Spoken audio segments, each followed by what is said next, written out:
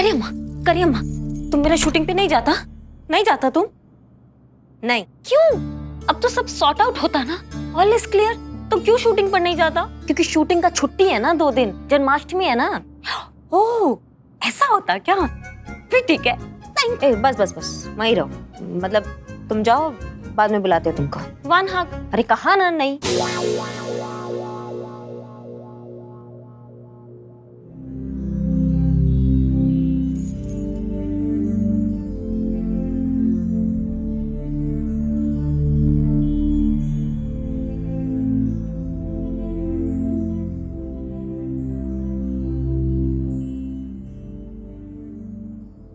कहाँ है हमारी चुड़ैल बहू? जाग रही कि सो रही है? सोता होता ना, पता था।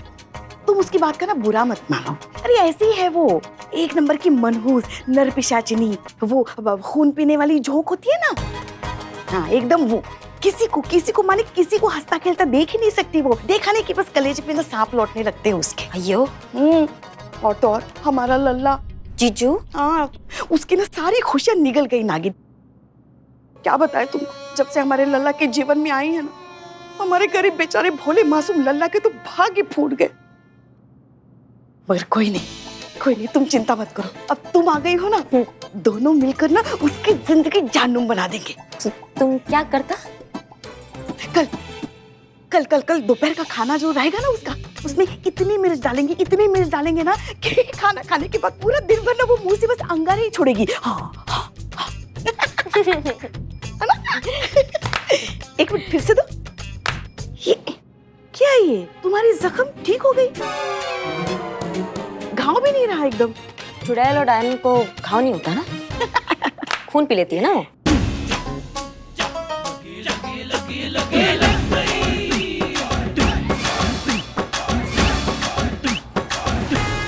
रुक जाइए वरना शूट कर देंगे।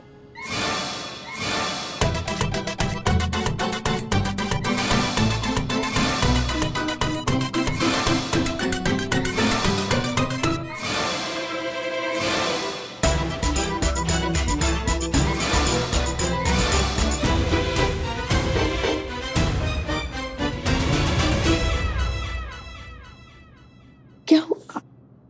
धन्यवाद करना था आपका हमें। इधर आइए आप यहाँ बैठिए।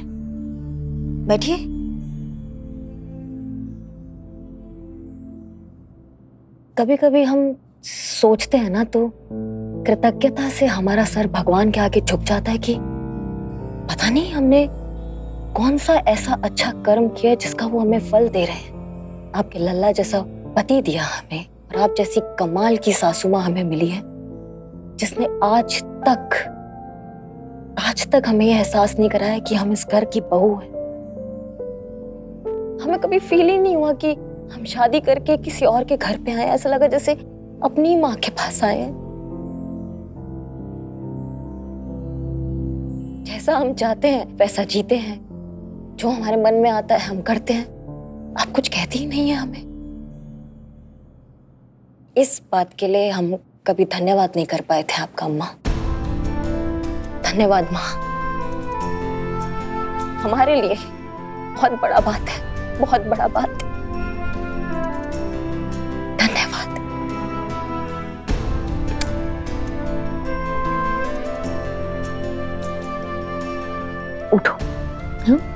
उठो,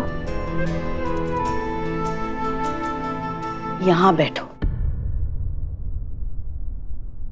हम कौन होते हैं तुम्हें कुछ भी देने वाले बेटा? और ये दिया क्या लगा रखा है तुमने? आपने हमें उड़ने के लिए आसमान दिया, आजादी दी, ये दिया वो दिया। ये तुम्हारी जिंदगी है और इस पर सिर्फ और सिर्फ तुम्हारा अधिकार है और किसी का भी नहीं। किसी को कोई हक नहीं है तुम्हें ये कहने का कि तुम अपनी जिंदगी किस तरीके से जियो।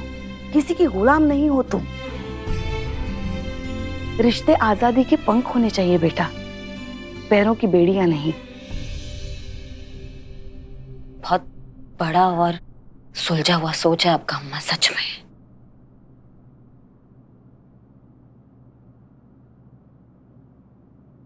शायद हम इस पीड़ा से गुजर चुके हैं इसलिए, और शायद इसीलिए हम बहुत अच्छे से समझते हैं इजाजत के दायरों की पीड़ा को, इस घुटन को। शादी के बाद हमारे ससुराल में भी हमें इस परमिशन की तकलीफ से गुजरना पड़ा है। एक लल्ला के पप्पा ही थे जो खुले विचारों के थे, बाकी घर का माहौल वैसा ही था, एकदम पारंपरिक वाला। बहू हो, औकात में रहो, दायरे में रहो, छींक मारनी है तो इजाजत ले लो, दाल को छौंका लगाना है तो अपनी सास से पहले परमिशन ले लो। यहाँ तक कि लल्ला के पप्पा के गुजर जाने के बाद घर चलाने के लिए घर से बाहर निकलकर नौकरी करने की परमिशन तक हमें ससुराल से नहीं मिले। ये जो घुटन थी ना, उस घुटन का एहसास बहुत गहरा था। और तब हमने तय कर लिया था कि चाहे कुछ भी हो जाए, दुनिया इधर की उधर हो जाए, हम हमारी बहू को इस घुटन से, इस पीड़ा से कभी नहीं जाने देंगे। दुनिया का कोई भी रिश्ता उसे कभी उसकी पैरों की बेड़ी नहीं लगने देंगे। और आज इतने सालों बाद अगर तुम्हें ऐसा लग रहा है कि हम कुछ हद तक ऐसा कर पाए हैं, तो ये तो बहुत अच्छी बात है कि छोटी सी ही सही हमसे इस बदलाव की शुरुआत तो हुई। अम्मा, सब ऐसा काहे नहीं सोच सकते। वो कहते हैं ना बेटा, खुद का तन जले तभी अग्नि का पता चले। जब खुद के तन में पीड़ा होती है तभी दर्द का असली अनुभव होता है, बाकी सब तो किससे होते हैं। तुम जल्दी से हाथ मुंह धो लो, कपड़े बदलो, हम खाना लगाते हैं। हाँ?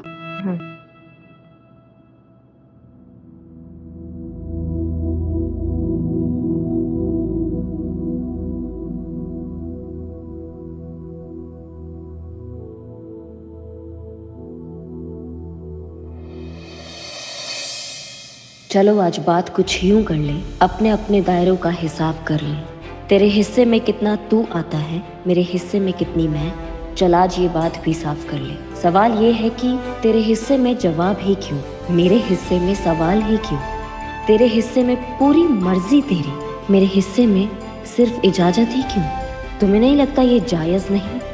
तेरे हिस्से में सिर्फ तू, मेरे हिस्से में पूरी मैं भी नहीं। क्यों ना रिश्ते के इस दोहरे चेहरे की धूल भी साफ कर लें, अपने अपने दायरों का हिसाब कर लें। सवाल ये है कि मुझे मेरे हिस्से में जीने के लिए तेरी इजाजत की जरूरत क्यों है? हर रोज तेरी हाँ और ना के बीच घुटते रहने की जरूरत क्यों है? ये सारे कायदे, सारे बोझ मेरे हिस्से में क्यों है? मेरा हिस्सा तेरी तंग दिल इजाजत का मोहताज क्यों है? जब हिस्से बराबर है तो दस्तूर क्यों नहीं? तू भी मेरी इजाजत की घुटन का बोझ उठाने के लिए मजबूर क्यों नहीं? सवाल बहुत हैं, पर असली सवाल तो यही है, मेरे हिस्से में जवाब, तेरे हिस्से में सवाल क्यों नहीं? गजब गजब का लिखी है करिश्मा में, एक शेर तो बनता है।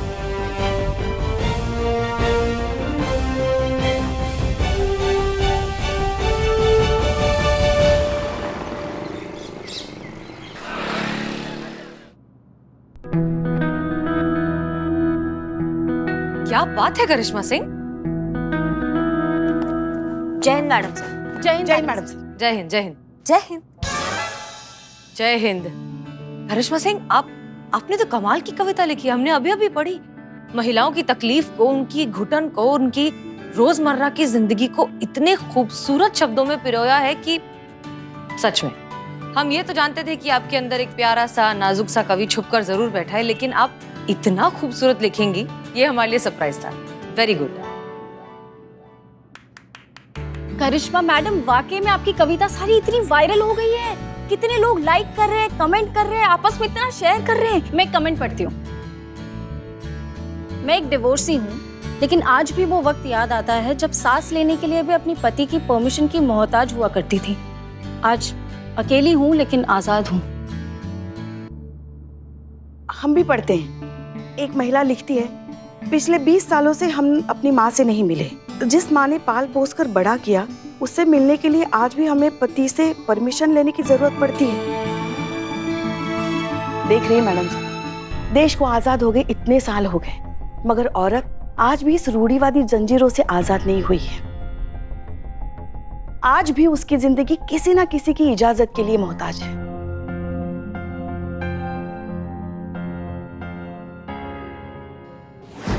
दे। हाँ ये लो। फोन नहीं, फूल फूल देना। अरे बोलो ना ऐसा बिल्लू भाई, लो। ये मिल नहीं रहा, मिल। अरे बचा के बैलेंस बना के बाबू ने तो गलती से तवा पे गिर गया ना, तो खुद के दुकान पर खुद का कबाब बेचना पड़ेगा। क्या कर रहे हैं तुम? जल्दी तुम दबंग सास कैसी हो? दबंग सास कैसी हो? पुष्पा सिंह जैसी हो। करिश्मा सिंह सबके सामने भौकाल, पुष्पा सिंह के सामने बेहाल। दबंग सास कैसी हो? पुष्पा सिंह जैसी हो। क्या हुआ? अन्नी विनाड़ी, सब सुनो। हाँ अच्छा ठीक है। देखो, एक फैन करियम्मा का पोएट्री देख के देखो क्या कमेंट करता। वो लिखता कि इतना कड़क नारियल जैसा ऑफिसर का रूप इतना खराब हो सकता है पता नहीं था। वो इतना पति से परेशान हो सकता है। आपका नाम करिश्मा सिंह नहीं, करिश्मा दुखी होना चाहिए था। एक मिनट, आप लोग हंस क्यों रहे हैं? इस औरत को ऐसा लग रहा है कि करिश्मा सिंह ने ये कविता अपनी जिंदगी पर लिखी है, कि वो खुद अपनी जिंदगी से और अपने पति से और अपने घर वालों से इतनी परेशान है कि उन्होंने ये कविता लिख डाली। और ये ना तो सच है और ना ही फनी। हाँ और नहीं तो क्या मैडम सर, इन्हें क्या फर्क पड़ता है? हाँ, बदनाम तो हमारा गरीब बेचारा लल्ला हो गया ना। हमारे गरीब बेचारे भोले मासूम लल्ला के तुम भाग ही फूट गए। अब क्या बताएं आपको? मैडम सर, बताइए आप सब लोग यहाँ पर खड़ा होकर इससे बात कर रहे हैं। वहाँ बाहर बवाल मच गया। मैडम सर, आपने कौवों का झुंड सुना होगा, आपने भैंसों का झुंड सुना होगा, आपने सुअरों का झुंड सुना होगा, लेकिन सासों का झुंड, बाहर सासों का झुंड आया हुआ है। पुष्पा जी को खोज रहा है। जान बचा सकती हैं तो बचा लीजिए, भाग जाइए। दबंग सास कैसी हो? पुष्पा सिंह जैसी हो। करिश्मा सिंह सबके सामने भौकाल, पुष्पा सिंह के सामने बेहाल। करिश्मा सिंह सबके सामने भौकाल, पुष्पा सिंह के सामने बेहाल। देखा पड़ गई कलेजे में ठंडक। हाँ, कर दिया ना नया बवाल थाने में। ये आपके हाथ पैर क्या कम थे जो अब कलम से भी टंटे शुरू कर दिए आपने? देखा क्या कोहराम मचा दिया आपने इस कविता ने। अभी तो बड़े कसीदे पढ़े जा रहे थे हमारी कविता की तारीफ में, अब इस कविता से बवाल हो गया तो आप बौखला रही हैं। हाँ ठीक है, हम बाहर जाके बोल देते कि ये जो कविता है ये हमारा निजी अनुभव नहीं है, ये हमारा विचार है और इसका हमारे सासू माँ से कोई लेना देना नहीं है। ठीक है? हाँ, जाइए, तो चलिए। करिश्मा सिंह, आप पूछ रही थी ना कि रमा को आजाद कराने का, उसे इस जज्बाती गुलामी से निकलवाने का सबसे अच्छा रास्ता क्या है? यही सबसे अच्छा मौका है उसे उसकी नींद से जगाने का। एक मिनट मैडम सर, हम कुछ समझे नहीं। एक प्लान है हमारे दिमाग में। प्लान? पर आपने तो कहा था कि उसका कोई मदद नहीं कर सकता है। हाँ बिल्कुल, रमा अपनी मदद खुद ही कर सकती है। उसे इस बात का एहसास तो करा सकते हैं कि उसके साथ इतने सालों से जो हो रहा है वो कितना गलत है। परमिशन और शेयरिंग के बीच का फर्क हम उसे समझा सकते हैं। और उसके साथ साथ जितनी भी औरतें हैं जो इस तकलीफ से न जाने कितने सालों से गुजर रही हैं, उन सब को भी उनकी नींद से जगा सकते हैं। कुछ समझ में नहीं आ रहा मैडम सर। अब पुष्पा जी और करीना, आप आइए हमारे साथ। नहीं, आप नहीं, सिर्फ पुष्पा जी और करीना।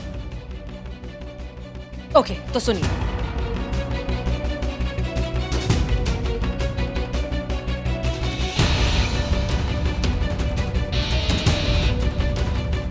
समझ गए? जी मैडम सर। ओके, चलिए। दबंग सास कैसी हो? पुष्पा सिंह जैसी हो। दबंग सास कैसी हो? पुष्पा सिंह जैसी हो।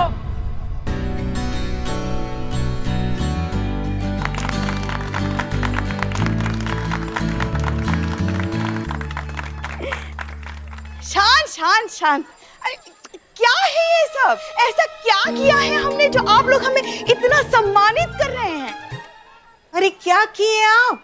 आपने जो किया है वो हम सब सांसें मिलकर भी 7 जन्म तक नहीं सोच सकती। वैसे तो हम अपने घर की छोटी मोटी साधारण बहू को संभाल ही रही है, लेकिन आपने तो चलती फिरती भोकाल देवी करिश्मा सिंह को संभाला है। इतना तो सम्मान बनता ही है ना? क्यों बहनों, है ना? हाँ, बनता है। अच्छा ये बात बताइए, कैसे कर लेती आप ये असंभव काम? अरे ऐसा कोई मंतर नहीं है। हाँ सच कह रहे हैं हम। अरे वो तो सिर्फ घर के बाहर शेरनी है, घर के अंदर की शेरनी जो है ना वो हम हैं हम। अरे वो तो हमारे सामने बकरी है, बकरी काहे की, बिल्ली है बिल्ली, वो भी भीगी बिल्ली। मैडम सिंह क्या बोल दिया आपने इनको करने के? देखिए तो, बुरा मत मानिएगा बहन जी, मतलब शेर काबू में है। और ये तो जब पता लगेगा जब रिंग मास्टर उसे खुद सबके सामने नाच नचाएगा, है कि नहीं बहनों? अभी नमूना दिखा देते। हाँ हाँ लो, आ गई आ गई, ऐसे कैसे आ गई? हमने इजाजत दी थी तुमको बाहर आने के लिए। कहा था ना हमने कि जब तक हम नहीं कहेंगे, जब तक हम तुम्हें इजाजत नहीं देंगे, तुम अपनी जगह से हिलोगे भी नहीं। तो फिर क्यों आई तुम बाहर? सॉरी। कहाँ जा रही हो? हमने कहा तुमको जाने के लिए। और वो कविता, हाँ? क्या थी वो कविता? क्यों थी वो कविता? लिखी तो लिखी ऐसी कविता जिसमें हमारा लल्ला यानी कि तुम्हारा पति खलनायक नजर आ रहा है। उसका हिसाब आज करेंगे। सॉरी, वो हमसे गलती हुआ। हमें कविता पढ़ा हमने तो ओवरफ्लो होके लिखा। अब नहीं करता मैं ऐसा, अब नहीं करेगा।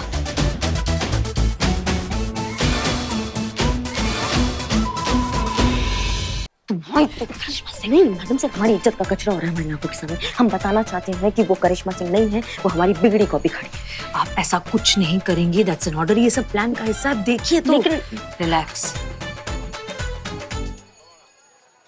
किसकी इजाजत से तुमने वो कविता लिखी, बताओ हमें। इसकी सजा तुम्हें मिलेगी और बराबर मिलेगी।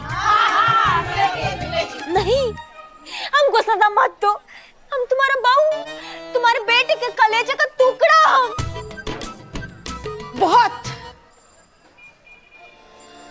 बहुत मन था ना तुम्हारा कि तुम दही अंडी की मटकी फोड़ो। पिछले 1 महीने से तुम हमारा दिमाग खा रही हो। हमसे इजाजत मांग रही हो कि तुमको वो दही अंडी की मटकी फोड़नी है।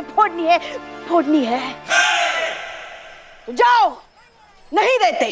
जो भी देना है इत्मीनान से खड़ा रह के दीजिए ना जी। नहीं देंगे। ठीक। नहीं देंगे हम तुमको इजाजत मटकी फोड़ने की। और कल तो तुम यहाँ दिखना भी मत। यही सजा है हमारी बहुओं की, है कि नहीं? हाँ, बिल्कुल सही। हाँ। कल जन्माष्टमी है और कल हम सासें मिलकर जन्माष्टमी का महोत्सव देखेंगे। कल कोई भी बहू अपने घर से बाहर नहीं निकलेगी, क्यों बहनों? नहीं निकलेगी।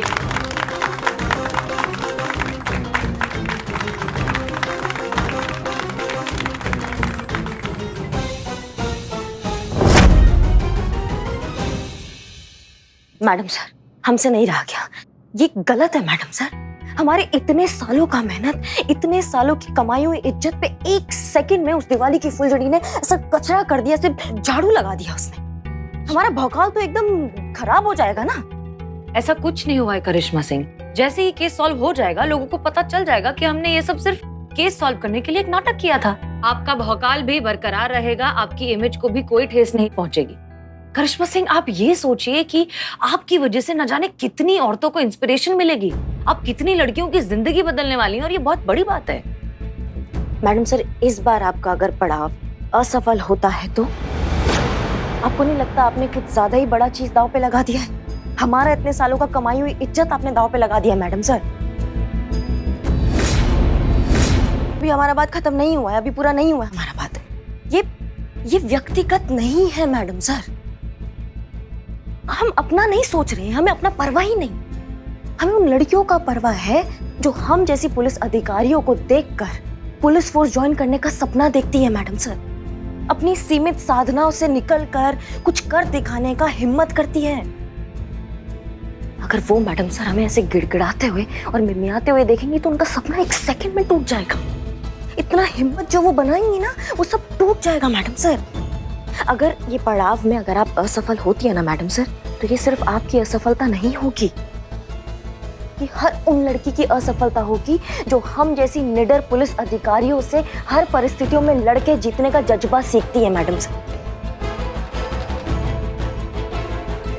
चलते हैं मैडम सर। जय हिंद। जय हिंद।